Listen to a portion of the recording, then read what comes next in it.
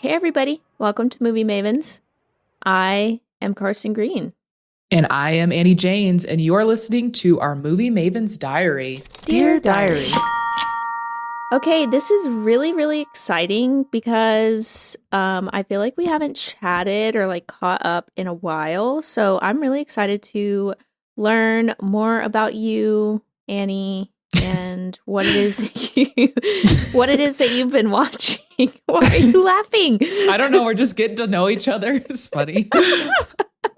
I mean, am I wrong? You're literally not wrong.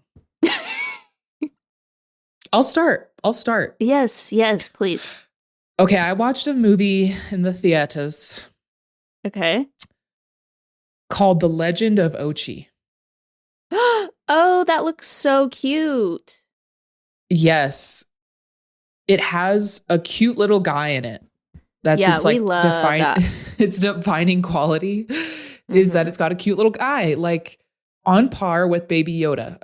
Yeah. So this is an A24 movie, although it's rated PG. Yeah. And it's sort of set in like a very, very pretend Eastern European village. Where they speak English. Yeah, they speak English, but a lot of the film is very pretend. It's in its own world. So this village is dealing with a creature, and the creatures are called Ochi. That's like the name of the creature. It's like they're going after their livestock and they're killing dogs. I don't know about that. Whatever the PG version is of that. So our protagonist, this young girl, she finds a young Ochi, like a baby. Okay. And wants to return it to the Ochi's family. And that's sort of the story. What I did not know going into the film, which was such a delight to be surprised by this, was that Willem Dafoe is in it. Yeah, doesn't he play the dad or something? He does play the dad. And let me tell you, I didn't have many expectations into this. I hadn't seen a trailer, so I knew what Ochi looked like. And I knew that Ochi, I'm calling the baby Ochi now.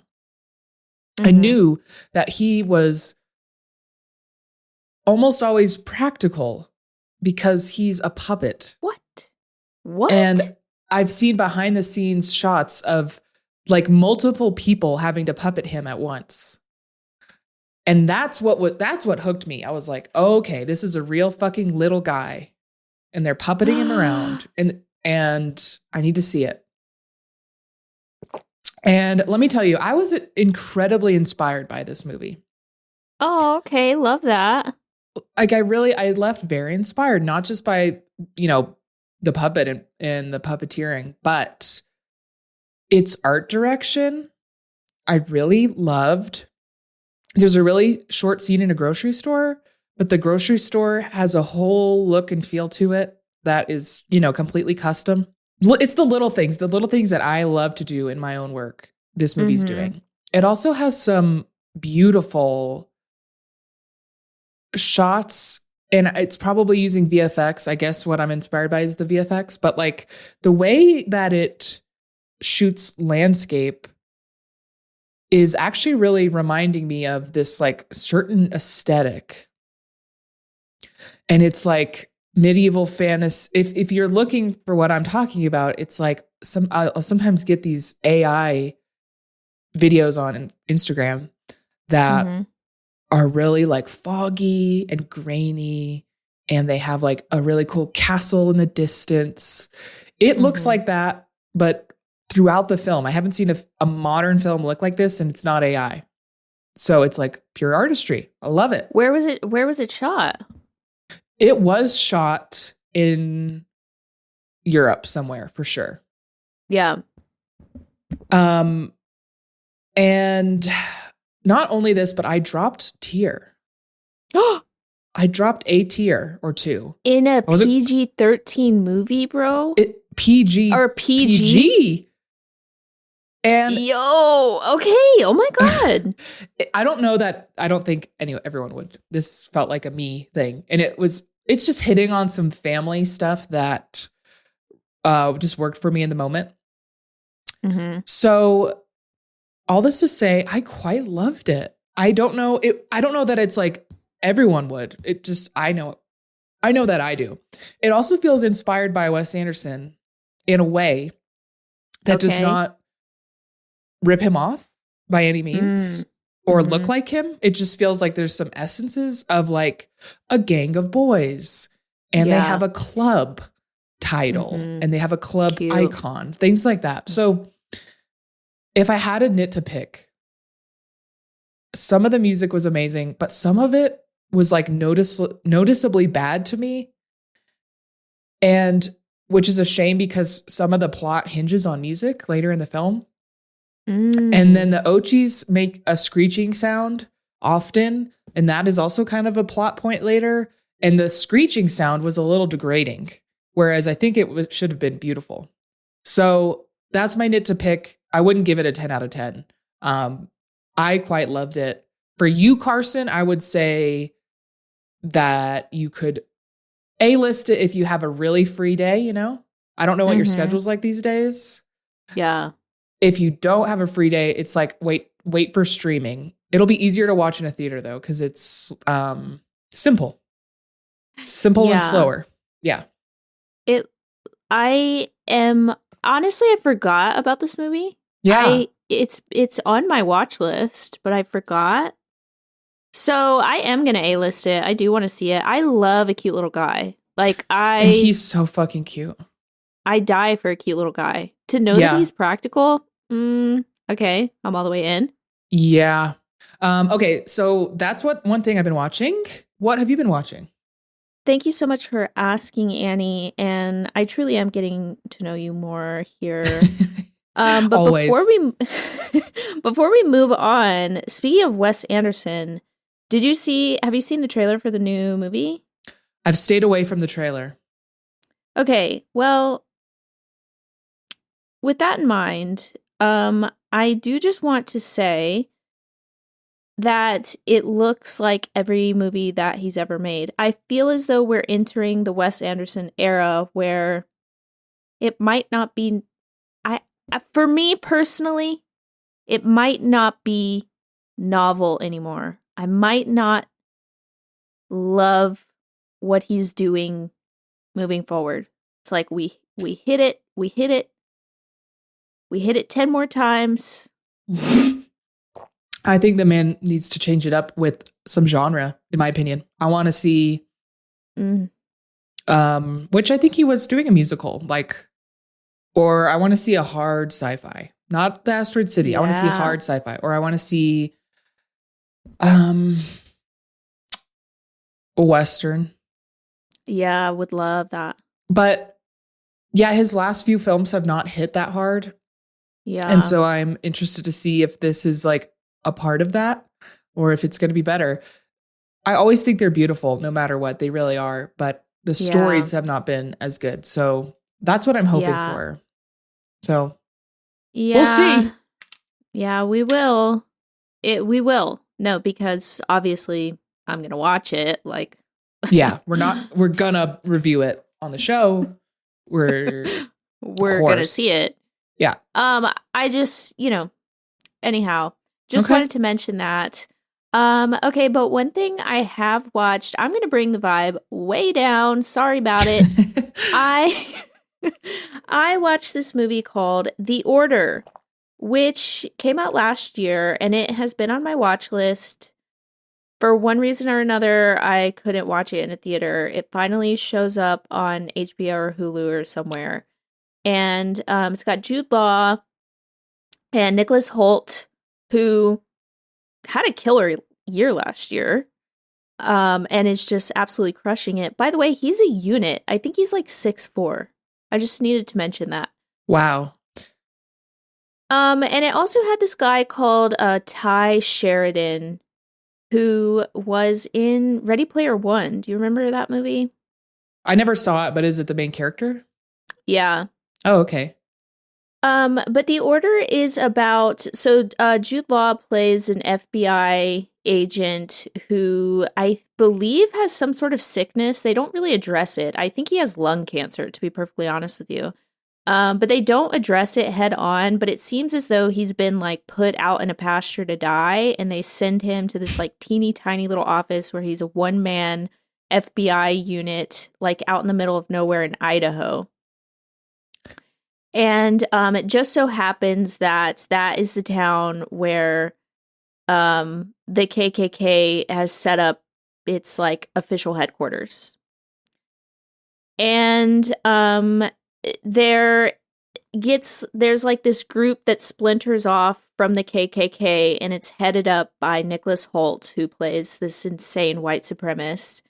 And they form sort of like a militia of white supremacy, and they're like very actively violent and like actively committing crimes against humanity in the name of white supremacy. Yeah, no, yeah. They are committing like domestic terrorism. And Jude Law finds himself in the middle of this. And he recruits Ty Sheridan, who plays just like a local sheriff's deputy. And they go after Nicholas Hoult. And so it's kind of like a cat and mouse movie where they're just behind him the whole movie. They're like almost there.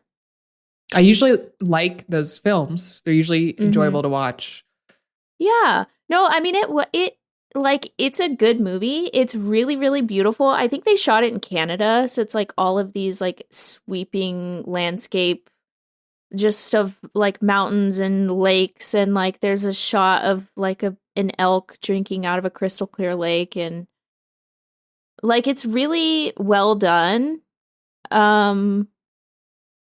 But it's a true story, bro. This is actual events that happened in the 80s in Seattle. And so, like, yeah, just like the end was really sobering, I think. And like, I was like, fuck, those people still live here.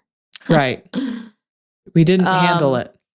Yeah. And then like learning, so it's called The Order because there's this book written by some white supremacists, I don't know, about the order in which white supremacists will quote unquote, retake the country.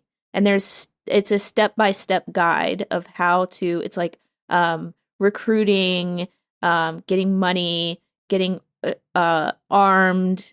I see. And then like, blah, blah, blah.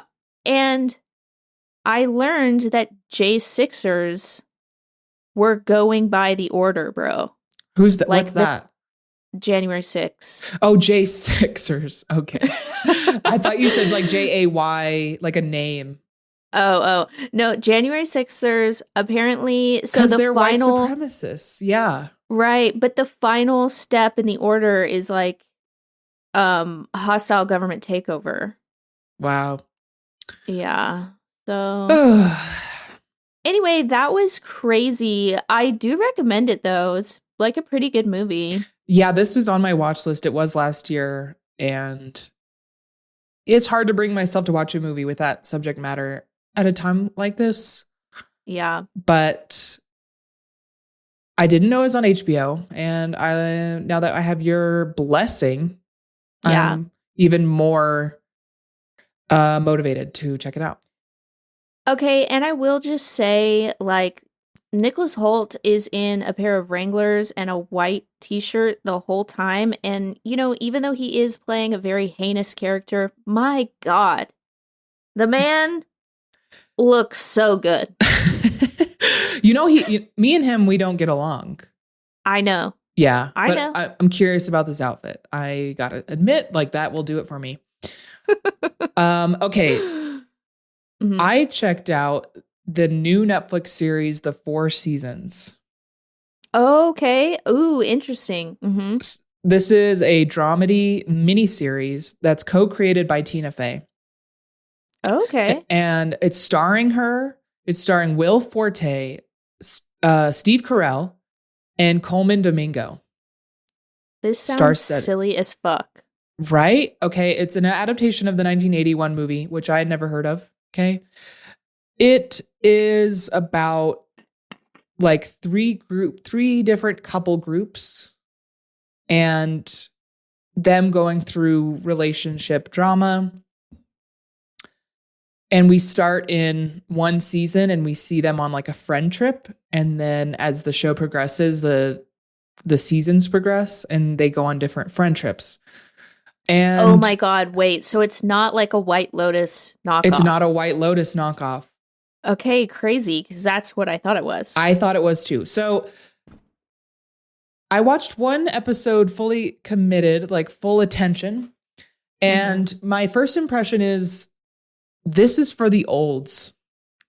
Oh. This is for the olds. It's not her typical like not quick-witted, but like a lot of jokes per minute. It's more drama, sometimes funny. Oh.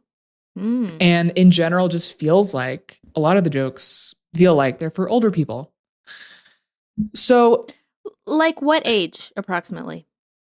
Like I would say late 40s, early 50s. Okay. However old Tina Fey is. Okay. So okay, like I said, I watched the first episode, full attention span. I clocked it for what it was, but was interested to continue. So then I watched 4 more episodes back to back to back. Dang, while doing some work on a laptop, not work for work, like some trip planning shenanigans. So yeah, I then, I gave it half attention and enjoyed it for that, but I really burned through it. I wasn't like, oh my God, I got to turn this off. So you remember when we watched that show that was about rich people at the beach? And with Nicole Kidman. Yes.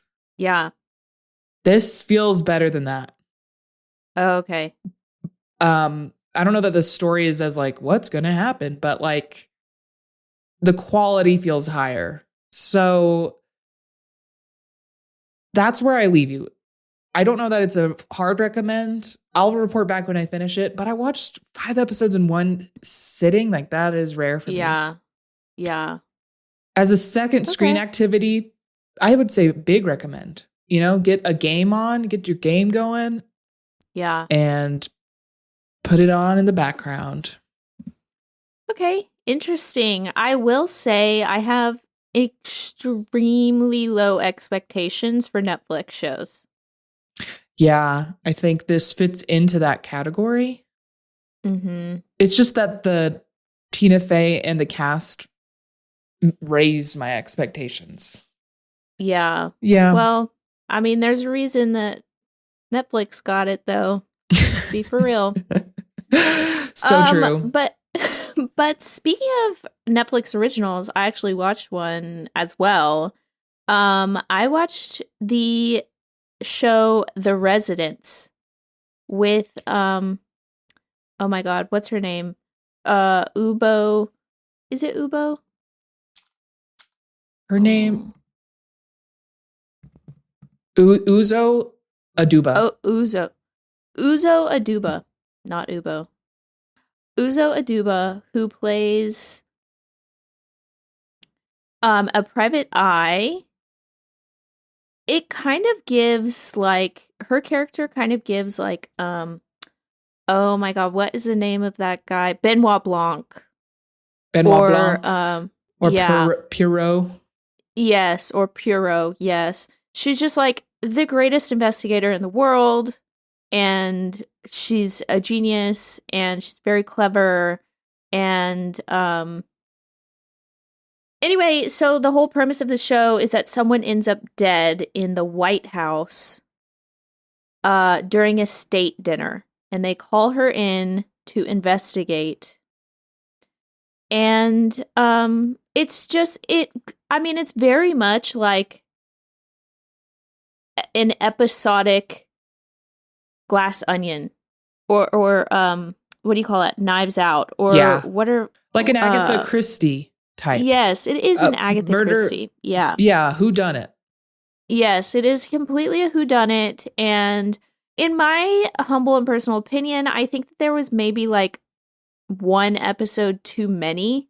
Like, I think Mm. they could have condensed the story a little bit, but it was really entertaining nonetheless. It has a really fun cast. I can't name anyone else, to be perfectly honest with you, but I recognize them all. They're all like working TV actors. And so it was a fun watch. I'm pretty sure I watched it in a weekend. It was really fun. I recommend, just as like, yeah, I don't know. It's just It's fun. not often you burn through things, so that says something, right? Yeah. Yes. Too true, Queen. Too true. It's a soft recommend. I think it sounds better than Four Seasons. Okay. Yeah. It's pretty clever. It's pretty quick. Soft recommend. Word. Okay. Okay, another Netflix show that I think is really good, a miniseries that I finally finished and I know you watched, and that's Adolescence. Okay, what did you think? I thought it was really good. It filmmaking wise was amazing. Like just Yes. the fact that it was each episode is a real oneer. They don't like hide any cuts. And the oneer, like the camera will go from like inside to outside to on a car to on a crane to through a window. Mm-hmm. It's really spectacular. Um, Subject matter wise, pretty devastating. I think the end was just so sad. Yeah. But I really liked it. It's only 4 episodes, kind of strange length for a show, and I truthfully never knew where the show was going because with every episode I was like, what are we gonna see now? Like it took me places I never expected to go, which was very fresh for the genre. Yeah. And it also like made me and characters confront things that felt really real and like that characters normally don't confront in movies and shows, if that makes sense. Mm-hmm. What did you think though? I thought that it was a feat, bro. I could not take my eyes off of it. It was incredible. And then, like, as soon as I finished it, I like went and watched all of the behind the scenes footage. I watched like how they did all of the shots. I looked at every on-set photo that I could find. I read every interview with all of the filmmakers. Like it was like, oh my God, it's so inspired. It's Yes. so, like you're saying, it's so fresh. It is also incredibly devastating. I like that we get this blend of like a really, really, really tough subject and also just like some of the most incredible shots, TV making. Hi, Rosie. Aw. She was in here. Kitty. It's just like, it's a really interesting blend, these two things. And I think that it was smart to blend these things because like it's a really important and impactful story that needs to be told, and to tell it in such a way where you literally can't take your eyes off of it is really smart, I thought. Yes. And the acting at times and for almost entire episodes might be the only interesting thing happening on screen. And it was also out of this world. Yeah. Yeah, everyone was good. Dude, the dad was so incredible. The cop was so incredible. Even the kid, that was his first role ever. He had never done any acting before. That's crazy. It was wild. The shot when they come out of the school and like the cop drives off and then we go in the air, bro. When I tell you I was gobsmacked. Gobsmacked. Absolutely just like, how the fuck did they put that camera on a drone so seamlessly? And I didn't even like notice. I don't know. I want to go and Um, watch the behind the, like I've been avoiding the behind the scenes because I hadn't finished it yet. And now that I have, that yeah, will be my next order of business. dude, it's pretty crazy. Yeah, it's pretty crazy. They like rehearsed everything. They would do I forget what the numbers were, but they rehearsed for like 2 weeks and then they shot for like 3 days and they did 3 takes all each day. Wow. That's so intensive. That is Anyway. crazy. And imagine like the pressure, like it gets to you. And if you fuck it up, it's Mhm. like such a big deal to reset. Yep, yep. Yeah, that's wild. Oh, Um, okay. Yeah, well, I thought it was really good, even though me it was too. sad. Like the sadness was holding me back from watching it. But every time I started it, I was like, no, it's so worth it. It's so good. It's like it felt like a masterpiece, truthfully. Yeah. No, it is a masterpiece, I Yeah. think. Okay, so what else have you been watching? Okay, so I started watching the last season of the Righteous Gemstones. Me too. And I started okay, watching it as well. yeah, I started watching it.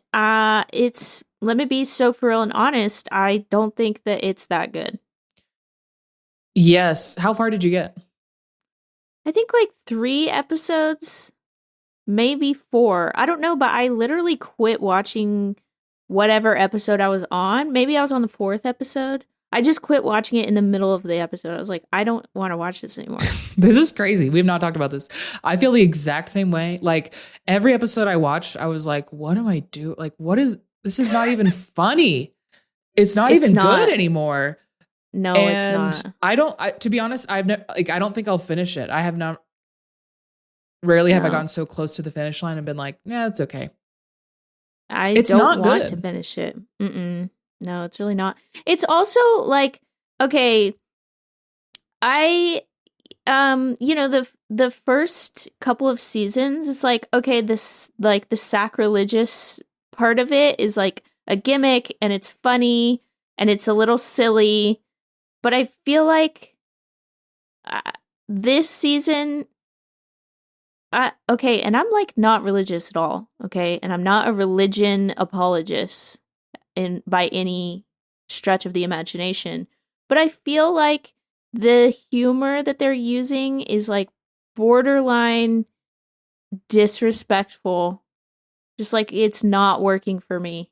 It's like, okay, we can poke fun and we can be a little sacrilege, but like, guys, I I just don't don't know. even think it's like correct or clever, if that makes No, sense. yeah. I like, Hmm. to me, I get the sense that they don't actually know what religion in the South is like at all. Yeah. That's how it Yes. feels to me. Yeah. Um, but even beyond, like that's always bothered me about the show. But the first few seasons I thought had cool stories where it's like, I don't Yeah. even remember what the mysteries were, but we've never found out the answer to them. And Hmm. this plot line is so boring. It just feels like I can see everything coming from a mile away. But you know what I just learned? Do you know the guy that is like the head of their rival church? Have you seen him this season? Yeah. Did Hmm. you know that that is Frost, aka the villain from Blade? Oh my God. I Wow. know. I never would have like put that together, but I was just looking him up. Me neither. Good. Okay. You know what? I'm glad he's still working. Me Good for too. him. Me too. Okay, well, I couldn't agree more. That's so funny. You know, sometimes things are just bad. I think And I think so. everybody can agree. I think so. I just figured this being the last season, it would be good. Yeah. Yeah. I I would hope. hoped. Also, Walton Goggins just being full frontal naked. Oh yeah, often, like in several episodes. I'm assuming I mean, Oft. it's always fake, but he is still the funny part of the show. He is. If I'm Yeah. gonna No, laugh, he it's is. at him. Yeah. Me, yeah. Okay, well, another HBO show I know we've both been watching is The Last of Us. We're going to Okay. spoil The Last of Us season 2. We are one episode behind, as maybe two by the time this episode has released. We've just watched shit. What episode was that? I haven't watched episode 3. I've only watched 1 and 2. Oh my gosh, I thought we were way deeper into the show. Okay, so we're just going to talk about episodes 1 and 2. Okay. Scroll ahead if you don't want to be spoiled. Okay, I have to know, what do you think of what happened in episode 2? Annie. What a tense episode of TV that was. Very, very tense. Yes. But, you know, I hate to say this, but I don't think I'm going to continue on now that Pedro's out. Is that so? Yes, and let me tell you why. I don't like Ellie as a character. She's a brat and she has a bad attitude, and I don't want to watch her. I don't. Like, I'm sure she's going to have some sort of character arc and she's going to learn from this and she's going to turn things around, but I don't want to root for her. Like, I don't like her as a character.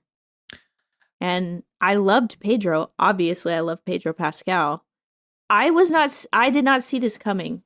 Not from a mile away. I had no fucking idea. And everybody that I've talked to who played the game is like, oh yeah, yep. Like, I have a stake through the heart, and they're like, yeah. Oh, that. Well, we went through this. We went through that pain, which was a huge deal, right? To like the gamers. But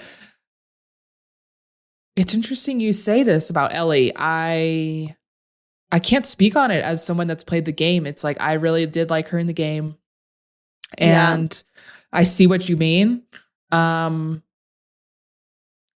It's hard. A lot of the online discourse sucks because they're mad that she's not hot enough. What? Yeah. Yeah. They really want the character that plays Abby to have played Ellie. Who's Abby? The girl that smashed Joel's everything in. That's so creepy and weird. It's pedophilia is what it is. So, but I have a different gripe. Okay. Well, one, what you're saying about Ellie is sort of the point of this season, is like, who's the bad guy here? Okay. Mm-hmm. I want to show you what Abby looks like in the game. Okay. Because I think that I personally like the casting of Ellie as whatever Bella Ramsey, is that her name? Yeah, it is Bella Ramsey. I think they might also be non-binary. Okay. Well, I think, represent the character of Ellie's youthfulness and spunk and believable aggression. Yeah. And I'm okay that they look different than Ellie. Abby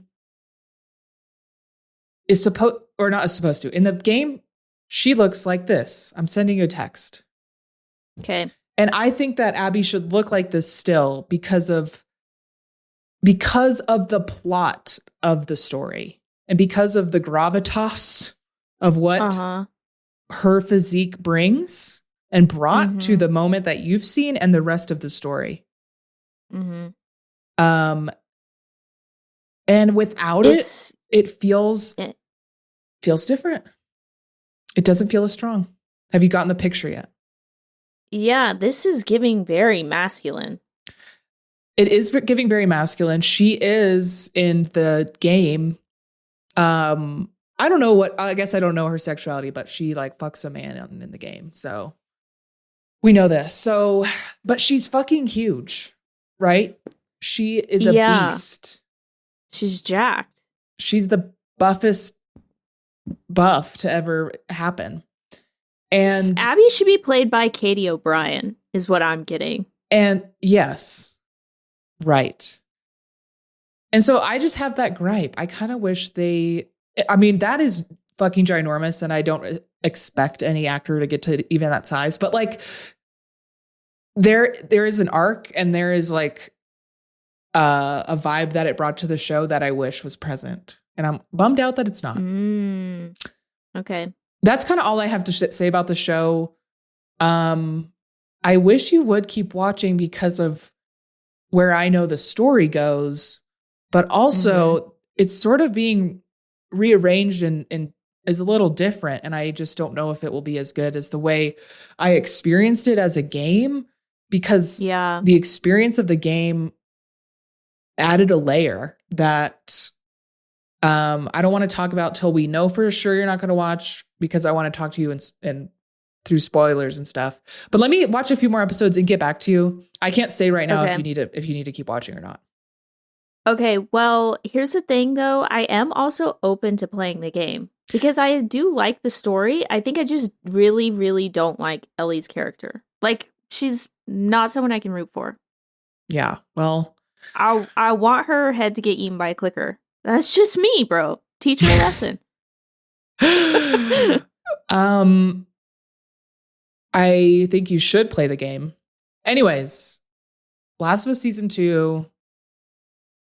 So far, I don't know that I'm getting anything extra that I got from playing the game, truthfully. But I was really excited for you to watch it because of just the story. But I will report back if I think you need to. Yeah, please. I mean, if Ellie has a change of heart literally in the next episode and she like gets her act together, okay, I'll watch. What do you want from her? Like, I want her to not be an asshole. Okay. Well, I want her to be a protagonist. Okay.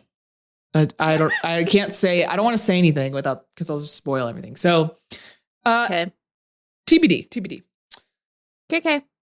Is there anything else you've watched? Yes, just briefly. I watched a few episodes of the new season of Black Mirror.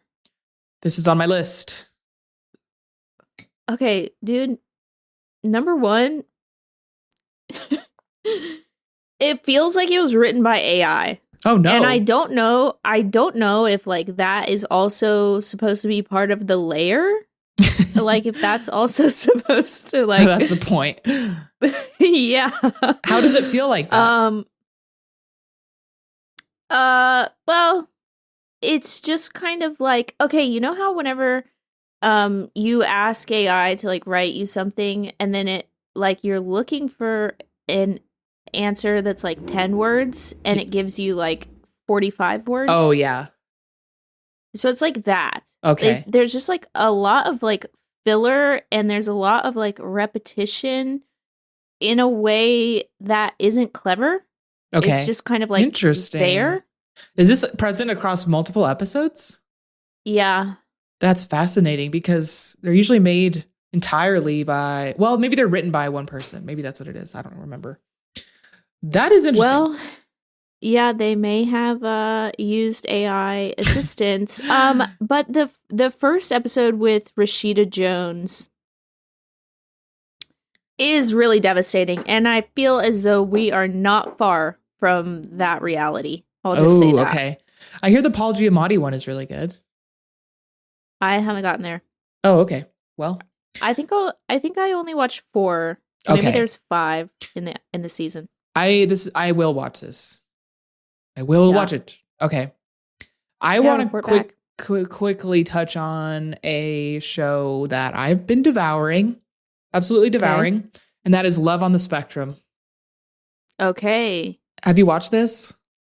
Never. I had several people over several years recommend this to me, and I finally sat down and watched it, and holy shit, they were right. This show is so fucking good. It just makes your heart so warm and fuzzy.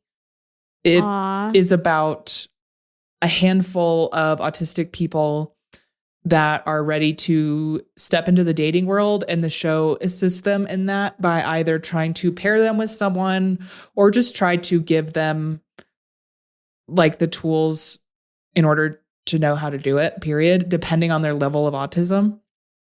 And there are like it being a spectrum there, the spectrum is represented in this, not all the way. They're like, I would say it's like medium to severe people. As far as the first 2 seasons go, there's not like the Carson and Annie's on the show. Mm-hmm. Yeah. Because it's also like helping them as a service, right? Yeah. And it is so fucking good. It just makes me laugh. It makes me smile. It makes me emotional. Aw. You gotta watch it. And okay, this is one I would like watch the first episode of the season to get to know everybody. And then I would watch while I was playing Spiritfarer. Ooh, okay. And now I just want to touch on that game. Carson is a gamer now, and she played Spiritfarer. I'm playing it now. I feel like I'm doing it wrong. Why? Because I feel like it took forever for me to say goodbye to a spirit. And by this point, I feel like I'm backtracking a lot. Did you feel this way? Like, I'm like, oh, I have to go to that island because they had this thing. But when I went all over the map at the beginning, and maybe I shouldn't have. And now I feel like I have to do a lot of backtracking. No, girl, that's the point. You have to go to multiple islands multiple different times. Maybe it's getting tedious. It is a little tedious. Okay. But